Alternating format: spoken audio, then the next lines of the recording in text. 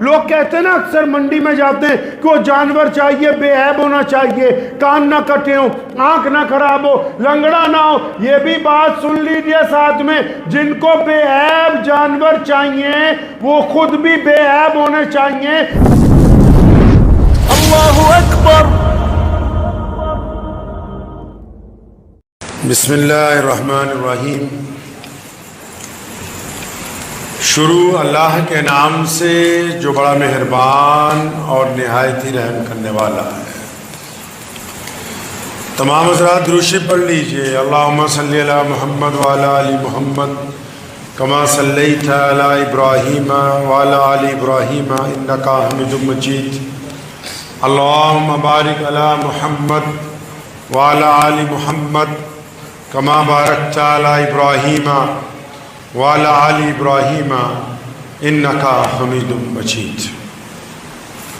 ہمارے پیارے نبی حضرت محمد رسول اللہ صلی اللہ تعالی علیہ وسلم نے اپنے دادا نبی سیدنا ابراہیم علیہ السلام کی سنت کو قائم کرتے ہوئے یہ عید جو ہے پوری دنیا کے مسلمانوں کو عطا فرمائی۔ عید قربان کا فلسفہ جو ہے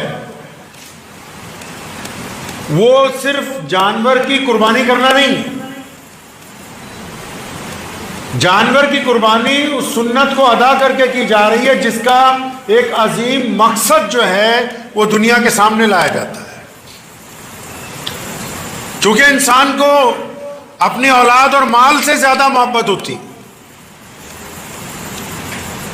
تو جب زیادہ مال خرچ کر کے اللہ کے راستے میں قربانی پیش کرتا ہے تو دل میں اس بات کی خوشی محسوس ہوتی کہ ہاں میں اپنے رب کے راستے کے اندر اپنا بہترین مال خرچ کر رہا ہوں۔ لیکن اس عید میں اللہ پیارے نبی علیہ السلام نے اللہ کی طرف سے اور نبی علیہ السلام کی طرف سے جو عالمگیری پیغام دنیا کو دیا گیا ہے وہ قربانی کا جذبہ ہے۔ انسانوں کی تاریخ، مذہب کی نہیں، انسانوں کی تاریخ جب سے یہ دنیا بسی ہے اس بات کی گواہ ہے کہ دنیا میں زیادہ تر ظالم لوگوں نے انسانوں پر ظلم کیا۔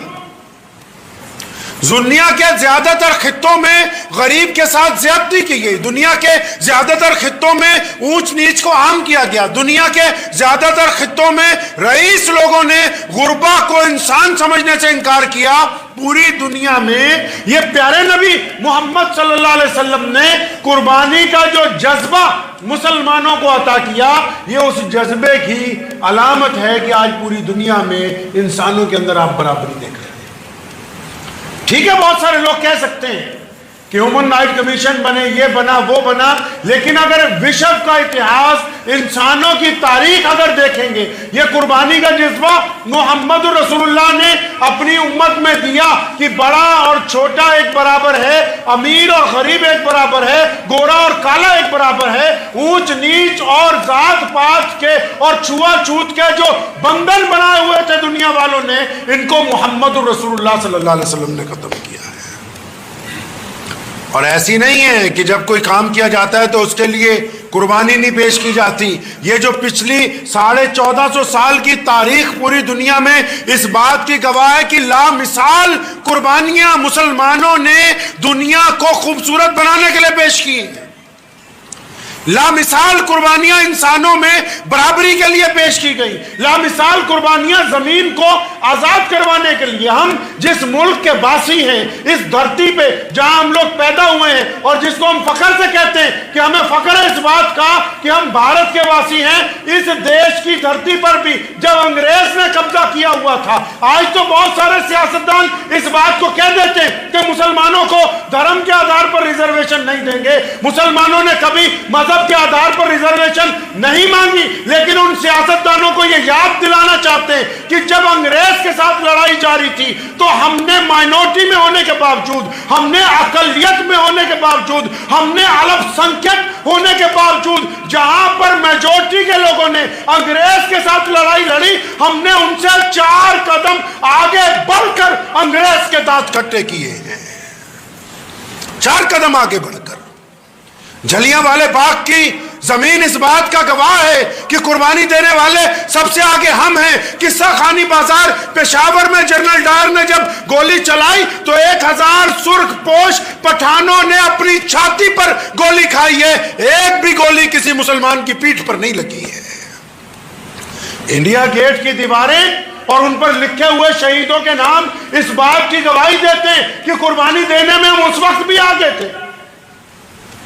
بنگال کی کھاڑی سے لے کے کنیا کماری تک اور وہاں سے لے کے کشمیر تک انگریز کے خلاف جب اس دیش میں سرب دھرموں کے لوگ لڑ رہے تھے تو مسلمانوں نے مائنورٹی میں ہونے کے باوجود اپنی لامثال قربانیاں سب کے ساتھ پیش کی ہیں۔ یہ اس بات کی علامت ہے کہ ہمارے دین نے ہمیں یہ تعلیم دی ہے، یہ پیارے محمد صلی اللہ علیہ وسلم نے ہمیں یہ بات سمجھائی ہے۔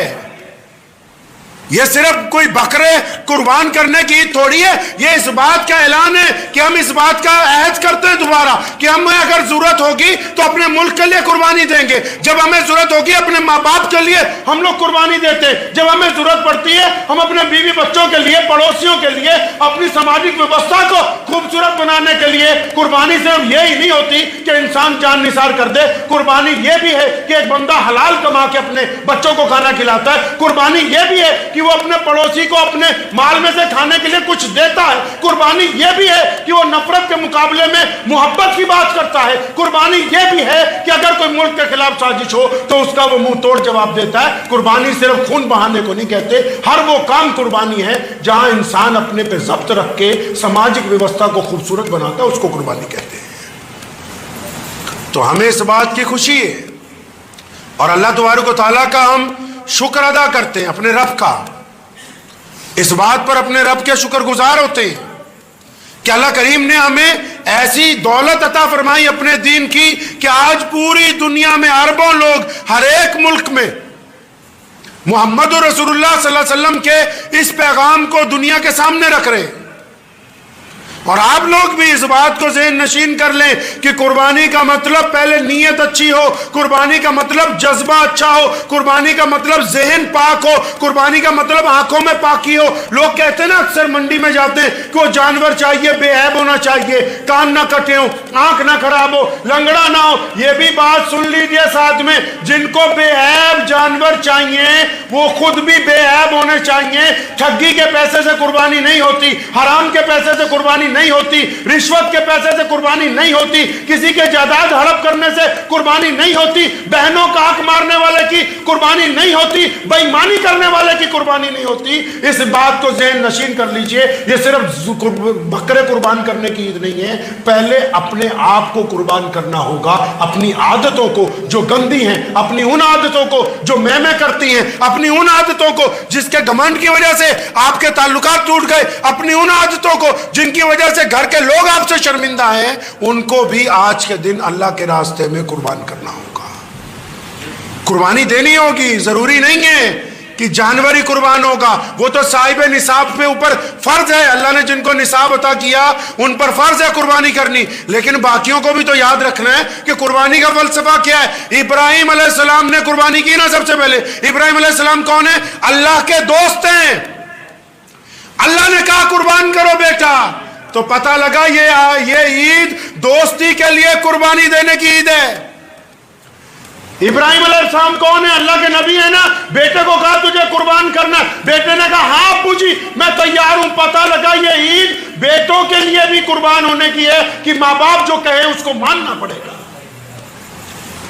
ابراہیم علیہ السلام کی بیوی کو شیطان نے کہا کہ تمہارے بیٹے کو لے کے جا رہے قربان کرنے کے لیے۔ انہوں نے کہا کہ اگر اس نے کہا اپنے دوست کے لیے لے کے جا رہے، فرمایا وہ ان کا دوست تو اللہ ہے، اگر وہ اپنے دوست کے لیے لے کے جا رہا ہے تو سچ جا رہا ہے، تو شیطان ہے۔ اس کا مطلب دنیا بھر کی بیویوں کو بھی یہ پیغام ہے کہ اچھے کام میں اپنے شوہر کے ساتھ قربانی دے، ان کے ساتھ کندھے سے کندھا ملا کے کھڑے ہو۔ یہ قربانی تو اس بات کی بھی ہے کہ ایک ماں نے اپنا بچہ پیش کیا اور اس بچے کو پیش کرتے وقت ان کی آنکھوں میں آنسو نہیں آئے اور اللہ نے اس بچے کی جگہ جانور پہنچا دیا، لیکن اس ماں کا یہ جذبہ دیکھیے تو یہ عید دنیا کی تمام ماں کو یہ پیغام دیتی ہے کہ اچھے کاموں کے لیے اپنے بیٹوں کو، اپنی بیٹیوں کو کبھی ڈرانا نہیں، ان کو کبھی روکنا نہیں۔ جب وہ اچھے کام کے لیے آگے بڑھیں تو پھر تمہیں بھی اپنے جذبے کی قربانی جو ہے پیش کرنی چاہیے۔ کون کہہ رہا ہے کہ صرف گوشت کھانے کی عید ہے؟ گوشت کھانے کی اگر عید ہوتی تو ہم ملک کی جنگ آزادی میں کہاں نظر آتے؟ اگر صرف یہی عید ہوتی کہ ہم صرف اس کے لیے گوشت استعمال کرتے ہیں تو پوری دنیا میں یہ تہذیب اور تمدن کیسے نظر آتا؟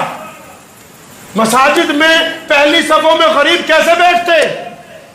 یہ قربانی کا ہی تو جذبہ ہے، اس کو قربانی کا ہی تو جذبہ کہتے ہیں کہ جب مسجد میں نماز شروع ہوتی ہے تو جو لوگ پہلے آتے ہیں وہ آگے بیٹھتے ہیں، اور کوئی ترم خاں، کوئی رئیس آدمی، کوئی بڑا مسلمان افسر، کوئی مسلمان وزیر جتنی دیر سے آتا ہے وہ پیچھے بیٹھنا اپنے لیے عزت کی بات سمجھتا ہے۔ یہی تو وہ قربانی کا جذبہ ہے جو ہمیں اس بات کا پابند کرتا ہے کہ ہم محمد رسول اللہ کی اطاعت کے اندر رہیں گے۔